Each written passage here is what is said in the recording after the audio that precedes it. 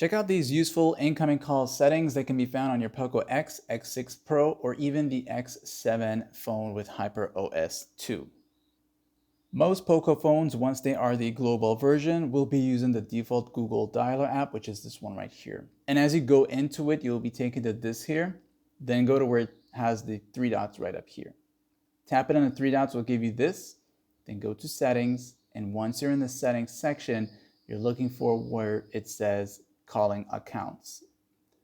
As you enter here now, you'll see some different options, and one of them is incoming calls. This one right here. And this is where you'll see these options. You got quiet ringer when lifted, and basically it will reduce the loudness of that incoming call ring. So that's this one here when you pick it up.